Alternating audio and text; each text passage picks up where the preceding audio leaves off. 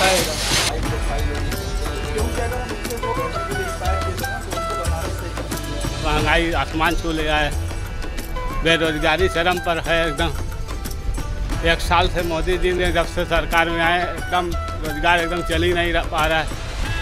कुछ और क्यों नहीं कर रहे थे? अगर इसमें फ़ायदा नहीं है तो कोई और काम नहीं सोचा आपने? आप दादा यही काम सिखाए हुए हैं। अब हमारे पास कोई हुनर नहीं है कि कहाँ आगे बढ़ें। हमारे पास कोई रोजी रोटी के लिए कोई हुनर नहीं है मेरे पास बाप दादों ने यही करते आए, यही हम लोग सीखे हुए हैं।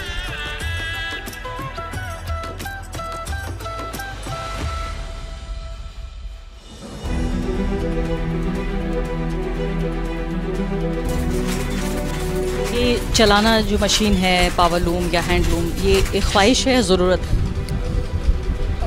मैम अभी के हिसाब से तो ये हमारी ज़रूरत है, क्योंकि रिसर्च स्कॉलर हूँ मैं। पीएचडी के बाद भी मुझे कुछ वैसा दिख नहीं रहा है कि हमारा फ्यूचर आगे क्या होगा, क्योंकि जो हमारे सीनियर्स लोग हैं, अभी जो हालात है देश के, पीएचडी करके लोग बैठे हुए हैं, तो मेरे ख्याल से ये मेरी ज़रूरत है। नरेंद्र मोदी कहते हैं कि वो पसमानदा मुसलमानों के बड़े दोस्त हैं। हम बताया तो मैम, वो सिर्फ ऐसे ही कहते हैं। वो जो कहते हैं रियल में वो करते नहीं हैं।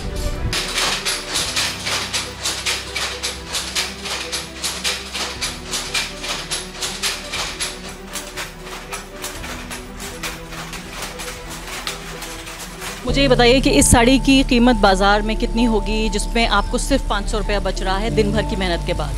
जी मैम, ये हमसे ख़रीदा जाता है 5200 5300, और उनको तो बेच देते हैं वो लोग 12-13 रुपये, लेकिन हम लोग को जो कमाई इसमें 500-600 रुपीज़ बस ओनली, उससे ज़्यादा नहीं।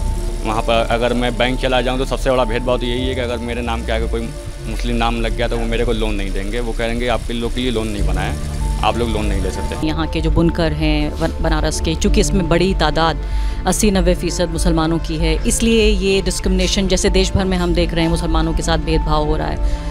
खुद प्रधानमंत्री इतने ऊंचे स्तर पे जाकर कहते हैं ज़्यादा बच्चे पैदा करने वाले लोग, कहते हैं कि मनमोहन सिंह ने कहा कि पहला आपका हक है रिसोर्सेज पर।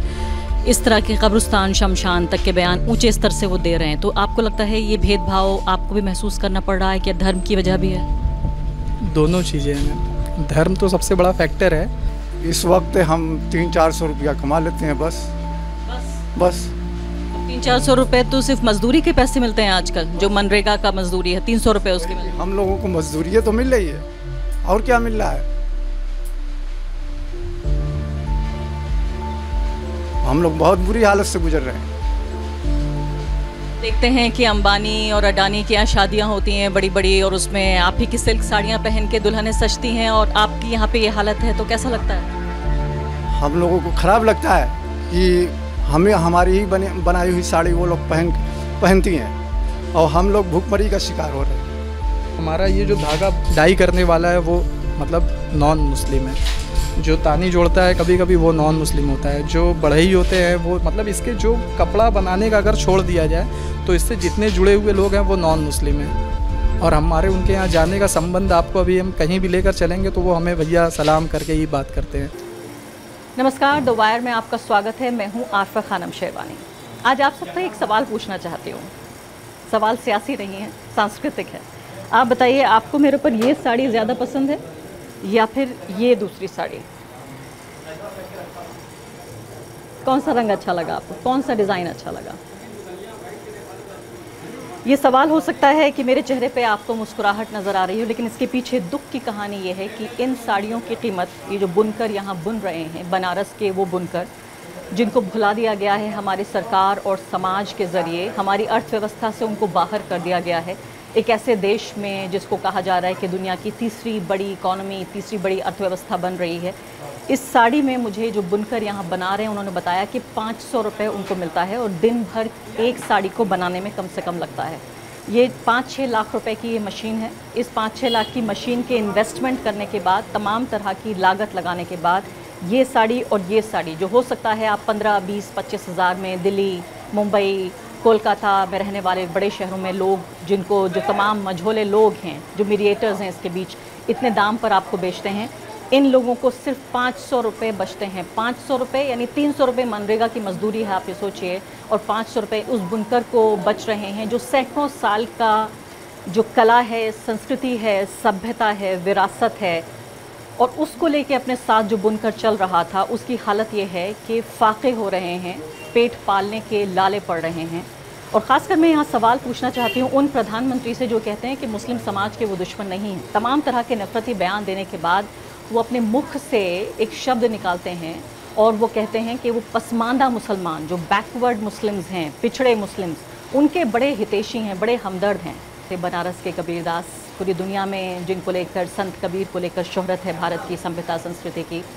गौतम बुद्ध की ये धरती है, यहीं से बनारस से कुछ दूर सारनाथ पर, उसी धरती पर आज उसी समुदाय कबीर के ही जो वंशज हैं उनके साथ ज़्यादती की हालत ये है कि इस हद तक बात आ गई है कि जो धार्मिक भेदभाव है, ऐसा नहीं है कि पहले बहुत ज़्यादा फल फूल रहे थे और बहुत खुशहाली थी और महल बना लिए थे लोगों ने, लेकिन जितना डिस्क्रिमिनेशन, जितना भेदभाव पिछले कुछ सालों में या पिछले 10 साल में नरेंद्र मोदी सरकार के और फिर पिछले कुछ सालों में आदित्यनाथ की सरकार के इन बुनकरों ने सहा है, उनके चेहरे पर ये कहानी बयान करता है।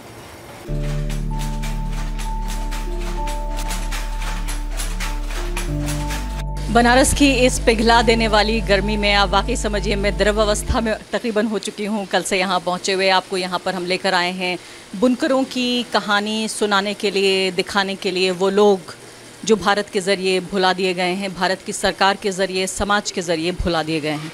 यहाँ हम उन हैंडलूम बुनकरों की बात करेंगे जो हाथ से करघा करते हैं, लेकिन यहाँ हम बात कर रहे हैं आज जो आए हैं, आपको लेके चलेंगे हैंडलूम भी, लेकिन ये पावरलूम किस तरह से चलता है, समस्याएं क्या हैं बुनकरों की, क्यों वो लोग जो सदियों से इस पूरी कला को बचा के जिन्होंने रखा, आज वो बदतर हाल में क्यों जी रहे हैं, किस तरह जी रहे हैं, उनकी खोज खबर करने, उनका हाल चाल जानने यहाँ आए।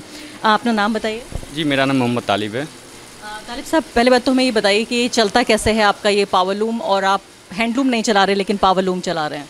मैम, करीब यहाँ पर 10-15 साल पहले जो नया सिस्टम आया पावरलूम के लिए, बुनकर के लिए, लेकिन करके उसे बंद कर दिया गया, बनारस में चुनिंदा कर गया, और उसको करके बंद करके इसको मेन मशीन पर ले जाया गया, और ये फुल्ली कंप्यूटराइज है।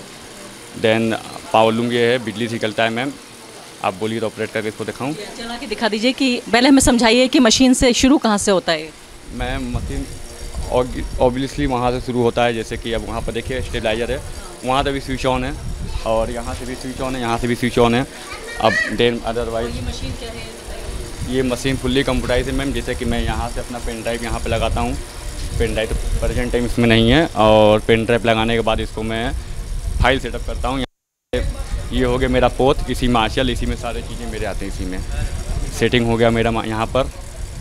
सेटिंग से मैं यहाँ से चेंज कर सकता हूँ, डिजाइन हुआ यहाँ से, बाकी चीज़ यहाँ से ऑपरेट यहीं से की जाती है फुल्ली। इसके लिए तो आपका पढ़ा लिखा होना भी ज़रूरी है। जी, एकदम एकदम।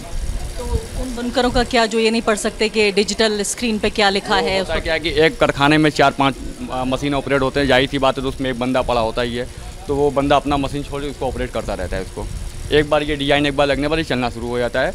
अब ये जब साड़ी पूजेगा, नया साड़ी चालू होगा, तब जाके ही यहाँ पर इसको चेंज करना पड़ेगा इसको। तो ये अच्छी बात हुई, ये मशीन आ गई, या बुरी बात?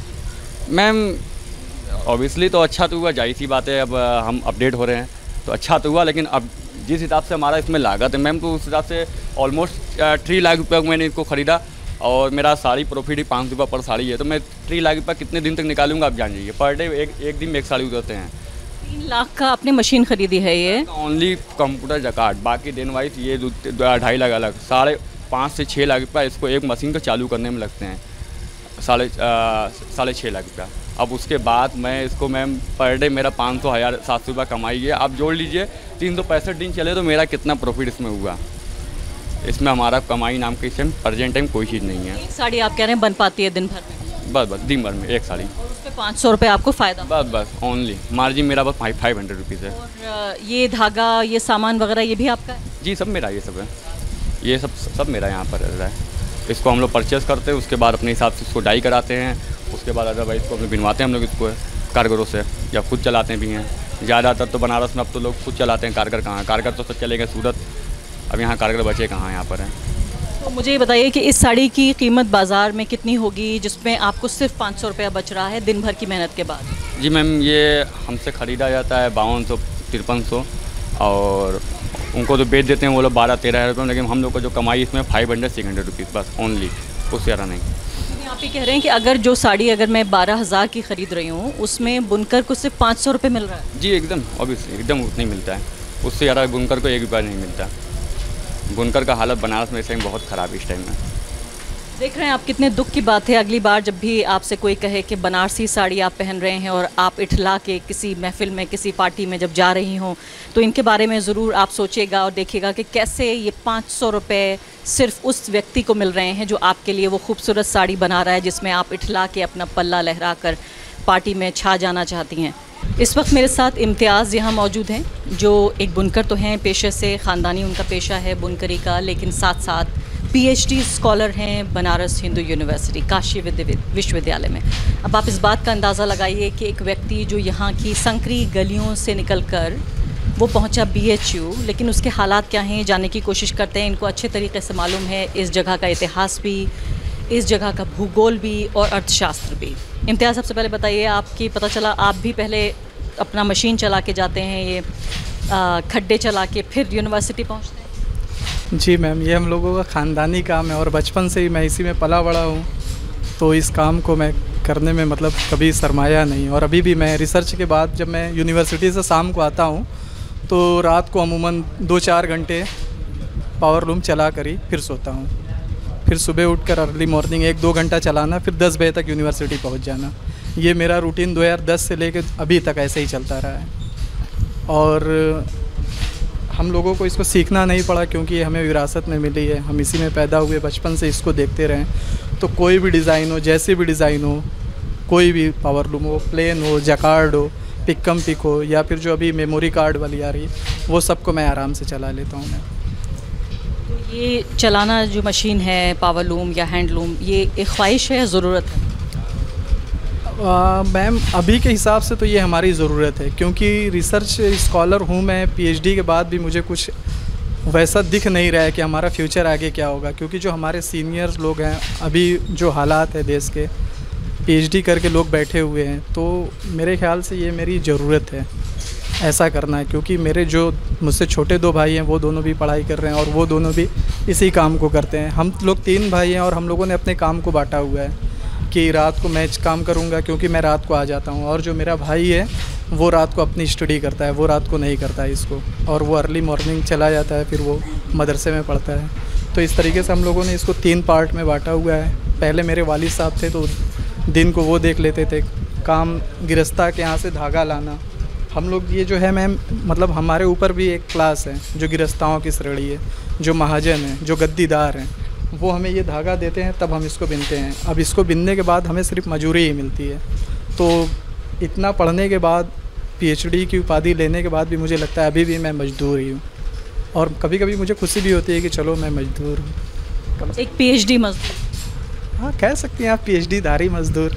हाँ, तो मेरे वालिद साहब थे, तो जब मैं कभी कभी अर्जेंट होता था कि नहीं बेटा ये काम करना है, और फिर मेरे एग्ज़ाम हो जाते थे तो मैं काम नहीं करता था, दिन भर बैठ के पढ़ता था, तो मेरे वालिद मुझसे मतलब मुझे चिढ़ाते थे कि BA MA करने से कुछ होगा नहीं, करना है तुम्हें यही जुलाहटी का ही काम।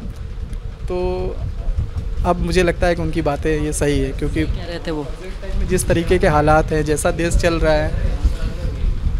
अब मैं इनसे पूछती हूँ कि इस साड़ी का डिज़ाइन क्या है, ये मुझे बताइए कि अलग अलग कितने तरह के डिज़ाइन होते हैं। इस साड़ी को आप क्या कहते हैं? इसको सिंगल साड़ी बोलते हैं इसको, और सिंगल खड्डी उपाड़ा, और इसके अदरवाइज़ वो सिल्क कहलाएगा जो उधर लगा हुआ है, और ये भी सिंगल खड्डी उपाड़ा है।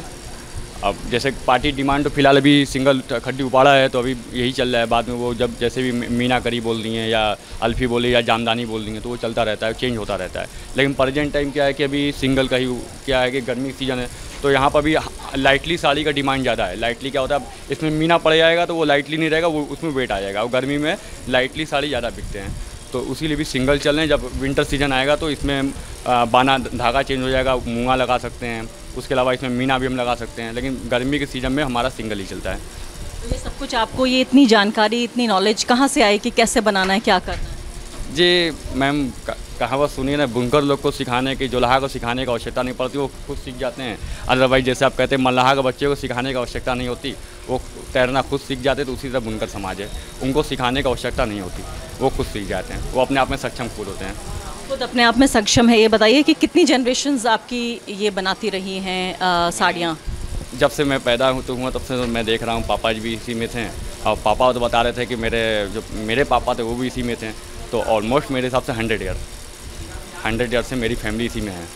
तो इस साड़ी में जो मैं देख रही हूँ वो 100 साल की विरासत को मैं देख रही हूँ। एकदम 100 साल का ज्ञान, 100 साल की विरासत, 100 साल की मेहनत, 100 साल का इतिहास इस साड़ी में। जी 100 साल का इतिहास आपको तो अब उससे पहले भी अब देखेंगे, उससे पहले भी हमारे पूर्वज से ही करे आ रहे हैं ये चीज़ यहाँ पर। और बनारस का बुनकरों में ये कॉमन चीज़ है कि वो बसे तो बाहर से भले यहीं आके यहाँ पर, लेकिन जो इसकी डिजाइनिंग, जो इसकी शाइनिंग, जो इसकी कलर वो देने वाले हम बनारसी हैं, हम जुलाहा ही यहाँ पर है। आपकी हालत में सुधार कैसे हो सकता है? क्या किस तरह की गवर्नमेंट की जो स्कीम्स और प्लान्स हैं जिनकी वजह से आपको इस तरह का नज़रअंदाज होना पड़ रहा है, क्या आप किस तरह का बदलाव चाहते हैं?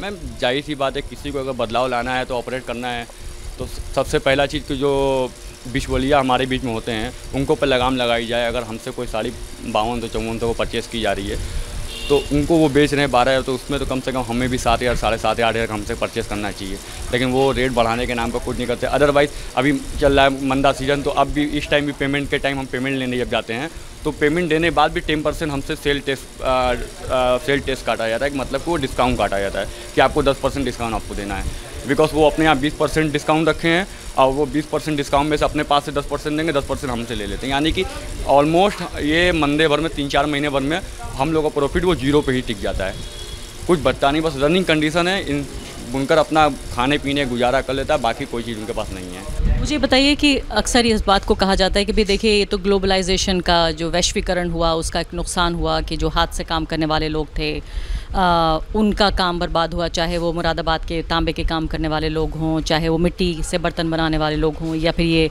लूम के ज़रिए साड़ी बनाने वाले। इसमें 10 साल में क्या फ़र्क आ गया ऐसा जो हम अब शिकायत कर रहे हैं?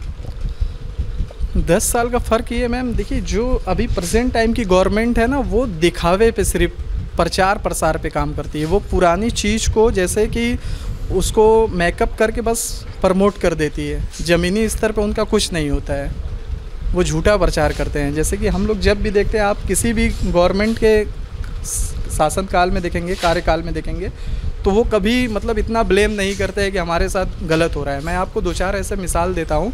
जैसे हमारी ये पावर लूम चल रही है, सब जानते हैं कि इसके लिए बिजली बहुत ज़रूरी है। ये जो रॉ मटेरियल है, धागे वगैरह, इन सब को ख़रीदने के लिए हमें अगर ये सस्ते मिलेंगे तभी हम इसको कर सकते हैं। तो वो जो हमारी ये इससे पहले की सरकार थी, जैसे उत्तर प्रदेश में अखिलेश यादव की सरकार हो या केंद्र में कांग्रेस की सरकार हो, तो वो इस पे काम करते थे। उन्होंने दरवाजे को खोला था, सिल्क रूट खुला हुआ था, इंटरनेशनल व्यापार होते थे। उनके पास ये नहीं होता था कि हम उस कंट्री से व्यापार नहीं करेंगे, इस कंट्री से व्यापार नहीं करेंगे। ओपन डोर पॉलिसी उनकी होती थी। अब यहाँ ये क्या करते हैं कि ये चीज़ों को, जैसे गुजरात की चीज़ों को ये ज़्यादा लाइक कर रहे हैं, और गुजराती चीज़ अलग होता है, वो हल्के कपड़े होते हैं। हमारे जो होते हैं ये पारंपरिक जो होते हैं वेशभूषा, जो बनारसी साड़ी का अपना एक रोल रहा है जो इतनी मशहूर रही है, तो इसमें लागत ज़्यादा लगती है। इसके जो धागे हैं वो बाहर से फिर हम मंगाएंगे, उस पर टैक्स ज़्यादा लगता है, तो जितना हम लागत लगाते हैं उतना हमें फिर मजदूरी मिलता नहीं है। आपको 2002 की घटना आप कभी याद करिएगा, बनारस की न्यूज़ देखिएगा, उस समय जब इनकी गवर्नमेंट थी 1999 से 2004 तक, तो उस समय बुनकरों ने अपने खून को बेच के जो है अपने परिवार को चलाया था, क्योंकि हम कोई दूसरे काम कर नहीं सकते। हमारे बनारस में आप कहीं भी चले जाएंगे, जितने भी कास्ट के हों, बढ़ई हों, जुलाहे हो, तानी जोड़ हो, रंगरेज हो, वेल्डर हो, या फिर कबाड़ की ही दुकान क्यों ना हो, सब इससे कहीं ना कहीं से जुड़े हो। उसके बाद जो महिलाएँ बचती हैं वो भी इसी में काम करती है, जैसे साड़ी काटना, सिलाई करना। तो फिर अब बचा कहाँ? अगर आप इसको रोक देते हैं तो इससे बहुत सारे जितने जुड़े हुए हैं वो ऑटोमेटिकली रुक जाते हैं।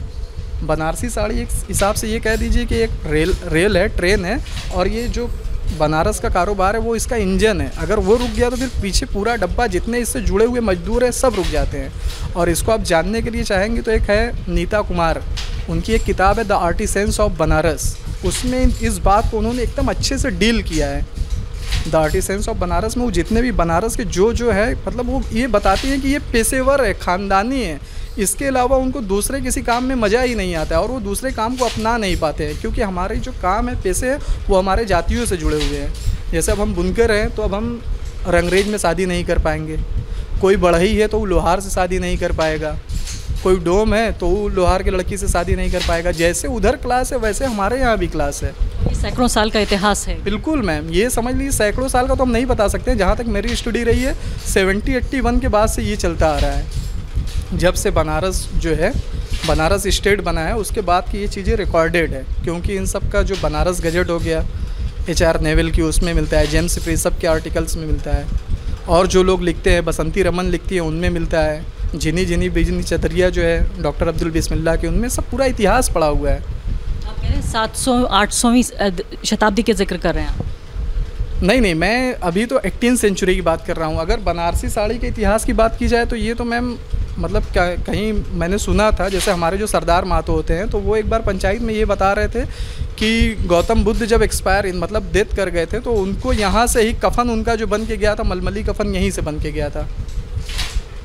ये सिल्क रूट का ये बीच का सेंटर रहा है मैम। बनारस जो है ना, आप देखेंगे बंगाल, दिल्ली, या फिर जो ये गया था आपका शेरशाह सूरी का ग्रैंड ट्रैंक रोड जो अशोक के समय में बना था, तो उसमें सेंटर ये रहा है। दूसरी सबसे बड़ी बात ये होती है कि ये काशी शुरू से ही धर्म की नगरी रहा है। तो भले ही उस समय इस्लाम ना रहा हो, मगर उस समय भी यहाँ पे जो काम करने वाले जुलाहे लोग थे, यहाँ पे ये काम होता था। तो इससे मैं कभी ये नहीं नकार सकता हूँ कि नहीं ये काम, देखिए ये काम तो बहुत पुराना है। हम लोग भले ही नए हो सकते हैं, काम बहुत पुराना है, और ये यहाँ होता था। क्योंकि आप लूम चला रहे होते हैं तो आपके फिर कभी कभी फ्लैशबैक में तमाम सैकड़ों सालों का ये इतिहास घूम जाता है कि जो आप ये कर रहे हैं उसमें एक इतिहास छिपा हुआ है इतना पुराना। हाँ, मैं ये जब सोचता हूँ या कभी पढ़ता हूँ या कहीं कोई आर्टिकल मिल जाता है, मैं उसको देखने लगता हूँ तो बड़ी खुशी होती है। मगर वर्तमान समय में जो परिस्थिति है उसको देख के बड़ा दुख होता है। अच्छा, मुझे ये बताइए कि बार बार आरोप इस बात का लग रहा है कि ये जो जुलाहे हैं, यहाँ के जो बुनकर हैं बनारस के, चूँकि इसमें बड़ी तादाद 80-90% मुसलमानों की है, इसलिए ये डिस्क्रिमिनेशन जैसे देश भर में हम देख रहे हैं मुसलमानों के साथ भेदभाव हो रहा है। ख़ुद प्रधानमंत्री इतने ऊंचे स्तर पे जाकर कहते हैं ज़्यादा बच्चे पैदा करने वाले लोग कहते हैं कि मनमोहन सिंह ने कहा कि पहला आपका हक़ है रिसोर्सेज पर, इस तरह के कब्रिस्तान शमशान तक के बयान ऊंचे स्तर से वो दे रहे हैं। तो आपको लगता है ये भेदभाव आपको भी महसूस करना पड़ रहा है कि धर्म की वजह भी है? दोनों चीज़ें हैं मैम। धर्म तो सबसे बड़ा फैक्टर है, फिर वो मतलब वो हम लोगों को यहाँ पे देखकर समझ नहीं पा रहे हैं। जैसे बनारस का जो बुनकर है ना, बनारस का बुनकारी समाज बंद समाज है, वो समझ नहीं पा रहे आप। मतलब अभी हम इस अवस्था में भी हैं, फिर भी हम खुश हैं। और हम जैसे वो सोचते हैं इनको दबा दिया जाए, ये कर दिया जाए, भगा दिया जाए, ऐसी कोई बात नहीं है। हम हमेशा इससे हमारे जो पॉलिटिक्स जो होती है, हमारा ये जो धागा डाई करने वाला है वो मतलब नॉन मुस्लिम है। जो तानी जोड़ता है कभी कभी वो नॉन मुस्लिम होता है। जो बढ़ई होते हैं वो मतलब इसके जो कपड़ा बनाने का अगर छोड़ दिया जाए तो इससे जितने जुड़े हुए लोग हैं वो नॉन मुस्लिम हैं। और हमारे उनके यहाँ जाने का संबंध आपको अभी हम कहीं भी लेकर चलेंगे तो वो हमें भैया सलाम करके ही बात करते हैं। तो ऐसी कोई बात नहीं है। ये एक तरीके से जहर अब बोया जा रहा है, और इन 10 सालों में ये जहर बहुत ज़्यादा हो गया है। इन चीज़ों को मैं यूनिवर्सिटी में भी अब देख रहा हूँ। और रही बात ऐसी, तो हमारा कल्चर ही रहा है मैम शुरू का ही। गंगा जमनी तहजीब, बनारस के सुबह और शाम, अवध के शाम की जो बात की जाती है, बनारसी पान और लखनऊ के चाय की जो बात की जाती है, वो है मैम। महाराजा बलवंत के समय में जो उन्होंने अपने पास जमींदारी रखी और अवध से इस चीज़ को जब हटाकर यहाँ बनारस स्टेट बना, तब से हम ये चीज़ को देख रहे हैं कि इसमें दोनों का एक जो है आपसी सहयोग बना हुआ है। ये एक सिक्के के 2 पहलू हैं। अगर ये इनके जो गंदे भाषण हैं, जो इस तरीके की जहरीली बातें करते हैं, इसको हटा दें तो आप चौक में जाइए, वहाँ पे आपको 95% इसके जो गद्दीदार हैं वो आपको हिंदू मिलेंगे, मारवाड़ी मिलेंगे, गुजराती मिलेंगे, राजस्थानी मिलेंगे। दाग का जो काम करते हैं, डायर का जो काम करते हैं, वो आपको हिंदू मिलेंगे। आप बॉलीवुड में देखिए बड़े बड़े जो फैशन डिज़ाइनर है वो सब हिंदू हैं। आप देखते हैं इनका, आप मुझे बता रहे थे कि इन ये पावर लूम जो बिजली पे चलते हैं, ये भी बड़ी दिक्कत की बात है कि आपसे ज़्यादा बिजली का दाम लिया जाता है। जी मैम, एकदम जाहिर सी बात है मैम। अभी 2 साल पहले यहाँ पे जो रेट थे वो 154 पर HP था, और 1 HP में एक मशीन ही जनरेट होता है, ऑपरेट होता है। अब उसके बाद ये लोग ने किया क्या, उसको 860 रुपये कर दिया। और 860 के अलावा ये लोग क्या करते हैं, ऑनलाइन मीटर वहाँ से डिस्कनेक्ट होता है, तो वो लोग हर महीने डिस्कनेक्ट कर देते हैं। अगर अदरवाइज़ मैंने 1 महीना बत्ती यूज़ नहीं किया, मेरा कनेक्शन काटी गई, तो मैं 2 महीने बाद भी जमा करने जाऊँगा ना, तो मेरे से 2 महीना जो मैंने बिजली यूज़ नहीं किया हूँ, मेरे से वो भी पेमेंट लेंगे मेरे से। इसका क्या लॉजिक हुआ, इसकी दलील क्या हुई? इसके को लेकर तो हम लोगों ने ऊपर हाई लेवल तक बात की। उन्होंने कहा कि गवर्नमेंट पॉलिसी है, ये गवर्नमेंट पॉलिसी एक सब्सिडी भी दी जाती है। सब्सिडी मतलब आपको पर मंथ आपको पेमेंट करना है, 860 रुपीज़, 860 रुपया आपको पेमेंट करना है। तो अब वो ज़बरदस्ती लेते हैं वहाँ पर। अब क्या करेंगे, बुनकर समाज हमारा इतना पढ़ा लिखा है नहीं, ऊपर लेवल तक जा नहीं जाता, और बुनकर का कोई बड़ा नेता भी नहीं उनकी आवाज़ कोई बुलंद कर सके उनका। तो हमारे यहाँ एक कम्युनिटी जो हमारी जो है ना मैम, यूनिटी वो बहुत कमज़ोर है, बहुत कमज़ोर है। 10 बंदे खड़े हो जाएंगे, उसके साथ कोई खड़ा होने वाला यहाँ पर नहीं है। आप कह रहे हैं आपके बीच कोई ऐसी यूनियन नहीं है, कोई पावर नहीं है। क्या आपको लगता है कि ये पूरा जो भेदभाव हो रहा है ये इस वजह से भी होता है क्योंकि एक ख़ास कम्युनिटी, मुस्लिम कम्युनिटी के लोग 80-90% इस कारोबार से जुड़े हुए हैं? ऑलमोस्ट मैम 85-90% मुस्लिम कम्युनिटी इसी परिवार से, कारोबार से जुड़े हुए हैं। जी मैम, भेदभाव तो मार्केट में जाने बाद तो लगता है कि थोड़ा बहुत तो है। वहाँ पर अगर मैं बैंक चला जाऊँ तो सबसे बड़ा भेदभाव तो यही है कि अगर मेरे नाम के आगे कोई मुस्लिम नाम लग गया तो वो मेरे को लोन नहीं देंगे। वो कहेंगे आपके लोग के लिए लोन नहीं बना है, आप लोग लोन नहीं ले सकते। पूछेंगे क्यों, तो बोलेंगे आप लोग का बैकग्राउंड पुराना बहुत ख़राब है। तो मैं पूछता हूँ भाई कोई अगर मेरा बैकग्राउंड ख़राब है तो मेरे को दिखाए तो सही, मेरा बैकग्राउंड क्या ख़राब है, क्या गलत है। लेकिन वो दिखाना नहीं चाहते, उनको बस कोई ऑप्शन नहीं, उनको ऊपर से आदेश दिया गया है कि नहीं आप उनको लोन मत करिए। अदरवाइज़ मैं किसी RSS नेता या BJP नेता से मैं अगर कॉल करा के बैंक में चला जाऊँ, होता है मेरे बीच में, मेरे दोस्त मुस्लिम कौम के भी लोग हैं, उनको लोन लेने के लिए समस्या आ रही थी तो उन्होंने अपना किसी ने RSS नेता या BJP नेता से कॉल करा के बैंक में गए तो उनका लोन 2 से 4 दिन में हो गया। और हमारा क्या, चप्पल घिसते घिसते चप्पल ख़त्म हो जाएगा। जैसे कभी आया था मुद्रा लोन के लिए, तो उसमें रेवड़ी पट्टी वाले से लेकर बुनकरों तक का उसमें था, बुनकर लोग को उसमें नहीं दिया गया, रेवड़ी पट्टी वाले को दे दिए। रेवड़ी पट्टी पास जितने भी है मुस्लिम कौम तो ज़्यादातर नहीं, ज़्यादातर हिंदू समाज ही उसमें, और उनको धड़ल्ले दी जाती। मुस्लिम कौम को इसमें कोई नहीं दी जाती, कोई फैसिलिटी मुस्लिम कौम के लिए नहीं है, इसमें फैसिलिटी नहीं है। अच्छा, पिछले सालों में हम देख रहे हैं कि थोड़ा सांप्रदायिकता, कम्युनलिज्म और बढ़ा है। इससे आपको लगता है और ज़्यादा ज़मीन तंग हो गई है और ज़्यादा परेशानी हुई है? जी मैम, लगता तो है, और बढ़ी भी ज़्यादा यहाँ पर है मैम। सांप्रदायिकता तो अपने देश का सबसे बड़ा, देश का प्रधानमंत्री ही जब हिंदू मुस्लिम करे तो आम जन क्यों ना करे। वो एक सम्मानित अपने पद का नागरिक वो है, लेकिन वो अपने पद का गरिमा को खो चुके हैं। वो बात आप भी जानती हैं अच्छे तरीके से। वैसे भी मैं आपको तो खबर पढ़ता ही रहता हूँ, देखता भी रहता हूँ कैसे कैसे खबर चलते हैं यहाँ पर। लेकिन प्रधानमंत्री तो ये भी कहते हैं कि जो पसमानदा मुसलमान हैं, जो पिछड़े मुसलमान हैं, जिसमें जुलाहे भी आते हैं, बुनकर भी आते हैं, उनके वो बहुत बड़े हमदर्द हैं। वो उनकी बार बार उनकी बात करते हैं कि मैं पसमानदा मुसलमानों को देखिए आगे बढ़ा रहा हूँ, मैंने कोई भेदभाव नहीं करता। आपको लगता है कि पसमानदा मुसलमानों को फ़ायदा मिल रहा है ऊंची जाति के मुकाबले? नहीं मैम, कोई फ़ायदा नहीं है, कोई फ़ायदा ही नहीं मिल रहा है। मेरे हिसाब से उनका भाषण बस सुनने लायक है, ज़मीनी स्तर पर देखने लायक नहीं है। ये बात तो दिखती है, हर कोई बंदा देख रहा है इस टाइम क्या माहौल देश का चल रहा है, लेकिन ऐसी कोई बात नहीं है। मुस्लिम कौम के लिए इस टाइम कुछ नहीं है। काफ़ी अपने देश में ही भेदभाव सहना पड़ रहा है? एकदम भेदभाव तो बहुत ज़्यादा हमारे यहाँ पर है। हमारे यहाँ देश में भेदभाव बहुत ज़्यादा यहाँ पर पड़ा हुआ है। आप यहाँ से 5 किलोमीटर दूर आप चल जाएंगी, एक जगह पड़ता है, चौक पड़ता है, जानती होंगी, काशी विश्वनाथ कॉरिडोर। वो पूरा मार्केट साड़ी हब के नाम से जाना जाता था। प्रेजेंट टाइम तो मोदी जी ने उसको डेवलप करने के लिए तो काफ़ी दुकानें तोड़वा दी। तो वहाँ पे चले जाएंगे तो आपको ऑलमोस्ट गुजराती मरवाड़ी आपको मिलेंगे। वहाँ पे हमारे समाज का कोई भी बंदा आपको वहाँ बैठा नहीं मिलेगा। उनके कोई शोरूम वहाँ पे नहीं मिलेंगे। अगर आप शोरूम लेने चले गए कि मेरे को दुकान लेना है, दुकान अपना डालना है, तो वो डायरेक्ट आपको भेदभाव करते हुए आपको मुस्लिम नाम देखते हुए आपको वहाँ पर दुकान नहीं दी जाएगी। आपको कहीं आपको नहीं मिलेगा। आपको वहाँ दुकान लेने के लिए आपको गुजराती या मरवाड़ी होना ज़रूरी आपको है। उसी का आप जो जिक्र बता रहे थे कि जो बुनकरों के लिए सुविधा की गई थी, उसी की बात बता रहे हैं आप ये कि 250 दुकानें जो, हाँ वो तो लालपुर सेंटर में आपका पांडेपुर के आगे पड़ता है, वहाँ पर दी गई थी। वहाँ पर बुनकरों के लिए बड़े ज़ोर शोर से तो बनाया गया था, बड़ा ज़ोर शोर से उसको ढोल नगाड़े के साथ उसको क्या बोलते हैं उसका उद्घाटन भी किया गया था कि बुनकरों के लिए मैंने ये किया, बुनकरों के लिए वो किया। लेकिन अब चले जाएंगे मैम ना तो वहाँ बुनकर नाम का आपको भी नहीं मिलेगा। ओनली वहाँ पर आपको मरवाड़ी गुजराती मिलेंगे। सारी दुकानें जितने थे सबको अलाउड किए गए हैं, वो मरवाड़ी को किए गए और गुजराती को किए गए। लेकिन वहाँ बुनकर समाज का अब नहीं देखेंगे। वहाँ पर आप चाहें तो आप जाकर देख सकती हैं। यहाँ से 7 किलोमीटर दूर पर है। वो खास तौर पर बुनकर लोग के लिए बनाया गया, एक हब बनाया गया था कि मतलब कि बुनकर लोग अपनी सारी सिस्टम सुविधा अपने वहीं से अपना ऑपरेट कर सकें। लेकिन वहाँ पर बुनकर को कोई सुविधा नहीं दी गई। वहाँ जो गुजराती मारवाड़ी कनेक्शन के जो सत्ता के नज़दीक लोग हैं, जो कि गुजराती ही इस देश को चला रहे हैं, तो उनके नज़दीक जो लोग हैं उनको मिल गई दुकानें सारी? जी मैम, ये तो एकदम 100% उन्हीं को तो दी गई है सब दुकानें। देश के जितने बड़े उद्योगपति तो वो गुजराती हैं, जाहिर सी बात है। और उनको अब अपने कौम के लोग को ही ऊपर बढ़ाने की कोशिश करते हैं। आखिरी सवाल आपसे कि कहा जा रहा है कि भाई मार्केट तो इतना बड़ा हो गया, इंटरनेट की दुनिया है, इंस्टाग्राम पे अपना सामान बेच सकते हैं आप। इसके अलावा बात हो रही है कि भाई अमेज़ॉन को सीधे आप सामान बेचिए, बुनकर सीधे बेच सकता है। आप ये इंटरनेट की दुनिया को एक्सप्लोर क्यों नहीं करते? मैम, हमारे बीच में कुछ लोग तो करते हैं। जो शिक्षित है, ज़्यादा शिक्षित है, जो ज़्यादा जानकार है वो करते हैं, बट हम लोग अभी इसमें पीछे भी हैं। तो उसको हम लोग को भी अफसोस होता है कि हम लोग बहुत पीछे इसमें रह गए हैं। कोशिश में लगे हैं कि इंशाल्लाह आगे हम लोग भी कोशिश में है कि अपना ऑनलाइन बिजनेस चालू किया जाएगा।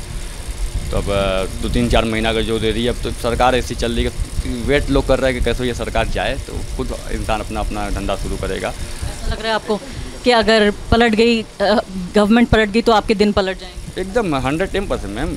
आज से हमारे यहाँ 10 साल 15 साल पहले जब आप बनारस में आई होंगी ना कभी, तो आपको यहाँ पर बुनकर के अर्थव्यवस्था एकदम बहुत ज़्यादा बिहारी वाज के टाइम पर बहुत ज़्यादा ख़राब है। वहाँ पर बुनकर समाज के लोग करीब मेरे यहाँ उस टाइम में तो ऑलमोस्ट 8 साल 10 साल का था, तो मैं हमेशा सुनता रहता था कि पास के गली में एक चचा रहते तो वो सुसाइड कर लिए तंगी की वजह से, आर्थिक तंगी। लेकिन पिछले 10 साल जब उसके बाद कांग्रेस शासनकाल है, उस 10 साल में मैंने किसी बुनकर को नहीं सुना कि उन्होंने सुसाइड की या आत्महत्या की। उन्होंने तो आकर बुनकर की आय को दुगना किया, तो उन्होंने बहुत कुछ आगे बढ़ाया। लेकिन ये सरकार आने के बाद बस पूंजीपतियों की सरकार रह गया, ये हमारे लिए कुछ नहीं की है।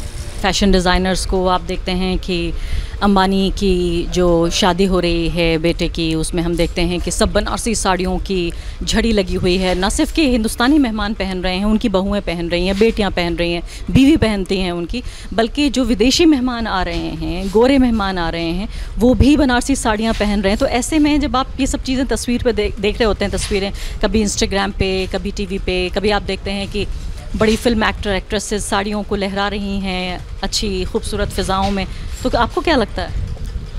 तो देखिए, उसको देखने के बाद तो हम खुश होते हैं, मगर जब मैं वही अपनी हकीकत ज़िंदगी को देखता हूँ, जैसे आप यहाँ देख रही हैं, तो फिर बड़ा अफसोस होता है कि वो कहाँ एक हाई क्लास वो जो दुपट्टा वो साड़ी पहनता है, वो सिर्फ उसकी कीमत को जानता है। वो इस पे फ़ख्र करता है कि मैंने 2 लाख की साड़ी पहनी है, मगर वो जिसको हम लोग बनाए हैं, वो सामने जो बना रहे, देखिए उनके जिस्म पे वो पूरा कपड़ा नहीं है, वो गांधी की तरह नंगे हैं। तो मैं आपको यही बताना चाहता हूँ कि वो जो बिचौलिए का काम है ना, जो शर्म है, उसकी शर्म की पूरी उनको मेहनत नहीं मिल रही है।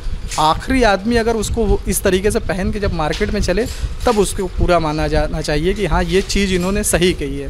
गांधी की एक थ्योरी थी अनटू द लास्ट, मतलब समाज में जो सबसे पीछे वाला व्यक्ति है, हाँ, अंतिम व्यक्ति, अगर उसको ये मिल रहा है, तब कुम्हार बना रहा है इसको और जो बना रहा है उसको मिल ही नहीं पा रहा है, और आप पहन के इतरा के चल रही हैं, तो ये तो वो क्या नाम है, कैपिटलिज्म हो गया। आपके पास पैसे बहुत ज़्यादा हैं, आप चीज़ों को ख़रीद ले रही हैं और उनको 300 रुपये मिल रहा है, मजदूरी कर रहे हैं हम।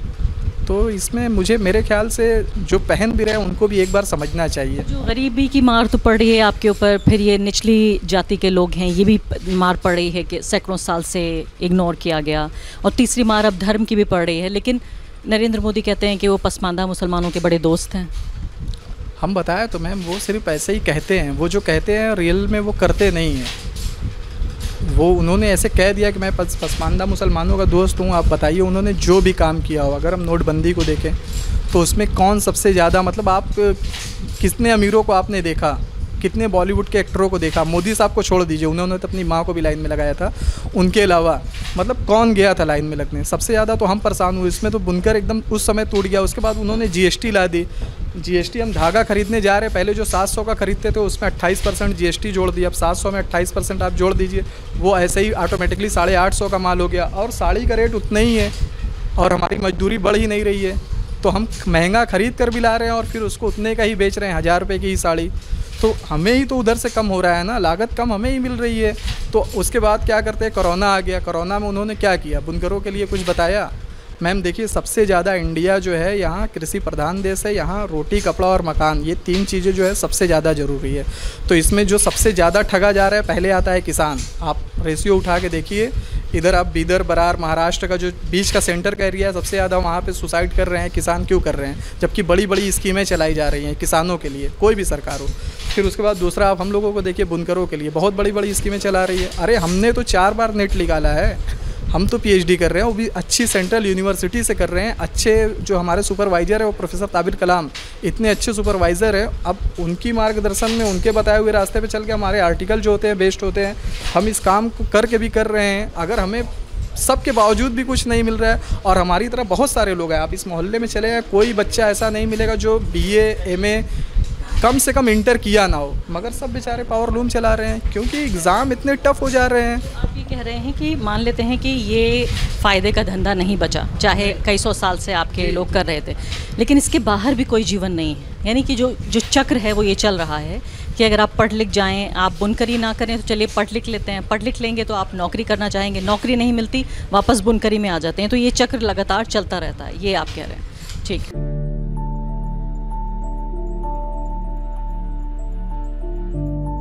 अभी तक जो देख रहे थे आप वो पावर लूम की कहानी देख रहे थे, यानी मशीन से चलने वाला जो काम था वो। अब इसके बाद हैंडलूम पे हम आ गए हैं, जो हाथ बिना मशीन के चलता है, बिना बिजली के। क्या नाम है आपका? मोहम्मद हारून। हारून साहब, ये हमें ज़रा समझाइए कैसे काम करता है ये मशीन, ऊपर से नीचे तक कैसे चलती है? ये मशीन को ये लात से मतलब दबाना पड़ता है, तो ये फेंकना पड़ता है, यही तरह चलता है। अभी आप क्या बना रहे हैं? ये साड़ी बना रहे हैं। और ये सिल्क की साड़ी है, कितने दिन तक बनाएंगे इस साड़ी को आप? ये 15 दिन में एक साड़ी पूछता है।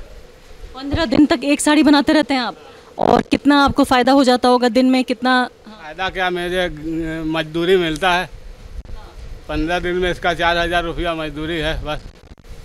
पूरा 15 दिन मिला के 4000 रुपये मजदूरी आपको मिल रहा है, तो बहुत कम है ये। पहले से कम हो गया या क्या हुआ? पहले तो और कम था, बीच में जब अटल बिहारी वाजपेयी साहब आए तो करगे का हालत एकदम ख़राब हो गया था, तब उसको करगे के लिए तो थोड़ा लोग मजदूरी बढ़ाए।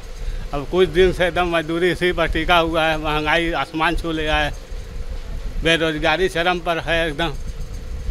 1 साल से मोदी जी ने जब से सरकार में आए एकदम रोजगार एकदम चल ही नहीं पा रहा है।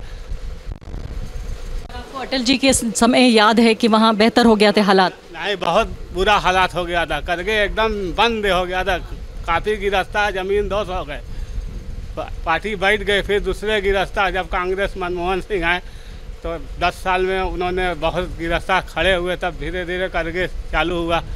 फिर इन्होंने कुछ किया सही, लेकिन 1 साल से बहुत बुरा बुनकरों का हालात हो गया है। 1 साल से ज़्यादा हालात। लेकिन मैं देख रही हूँ आप तो खुद कपड़े बुनते हैं और आपने खुद कपड़े नहीं पहने हुए हैं। कपड़े इसलिए नहीं पहनते, गर्मी का दिन है, बहुत ज़्यादा गर्म हो रहा है। आज तो ये हो गया कि साड़ी पूज रहा है तो गिरफ्तार जो व्यापारी है उसका वो तानी बाना 5-5 दिन 6-6 दिन बैठा के देता है, 15-15 दिन हो जाता है, तानी नहीं दे रहा है, उसका माल बेच नहीं पा रहा है, उसके पास स्टॉक एकदम जमा हुआ है, आगे वो कैसे बिनवाएगा? तो आप ही बताइए कि ये दिक्कत क्या है? लोगों के पास तो ख़रीदने के लिए बहुत पैसे हैं और हम देख रहे हैं कि देश की लोग खरीद नहीं रहे। हो सकता है मोदी जी का कोई हो सिस्टम सही नहीं हो बिजनेस के लिए। बिजनेस सिस्टम से नहीं चलता है, जब सरकार सिस्टम बढ़िया देगा तो बिजनेस चलेगा। कहीं से सरकार जरूर हो सकता है विफल चल रहा है सिस्टम देने में कपड़ा के लिए, नहीं पहले तो चलता था।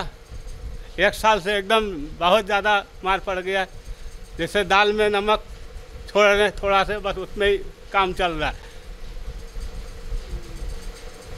दाल में नमक के बराबर। हाँ। और आपके बच्चे वगैरह कैसे पलते हैं फिर इतनी कम मजदूरी से? अब चलते हैं, 2 टाइम खाना खाते हैं, बहुत से ज़रूरत की चीज़ पूरा नहीं हो पा रहा है। घर पे औरतें काम करती थी, वो सब एकदम बंद पड़ा हुआ है। सबका मिला जुला के लस्तम फटम खींच के चलता था, मगर पूरी ज़रूरत पूरा नहीं हो पाता है बुनकरों का। आप क्या मांग कर रहे हैं सरकार से? अब चुनाव भी हो रहा है आपके यहाँ। मेरा मांग ये है कि बेहतर व्यवस्था दे, कारोबार चलाए, और मुझे सरकार से कोई तो नहीं है, कोई का सरकार उससे मेरा मतलब नहीं है। सिस्टम सही दे कि कारोबार चले, कारोबार चलेगा तो लोग खुशहाल रहेंगे, तभी तो काम चलेगा। सड़क पुल और इससे निर्माण से देश तरक्की नहीं कर पाएगा।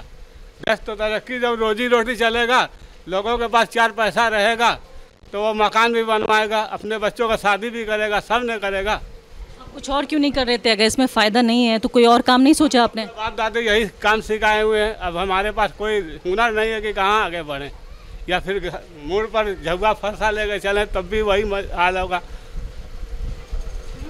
हमारे पास कोई रोजी रोटी के लिए कोई हुनर नहीं है मेरे पास बाप दादों लोग यही करते हैं, यही हम लोग सीखे हुए हैं, उसके लिए कोई सीखना पड़ेगा ना। बच्चे आपके? बच्चे हमारा एक वो लूम चलाता है, वो भी कुछ और काम नहीं कर रहे हैं? नहीं। बनारस के लोग यही सीखें, यही कर ही रहे हैं, क्या करेंगे अब? जब कोई और काम सामने रहेगा, सीखेगा तभी न करे, उसके सीखने में समय नहीं लगेगा।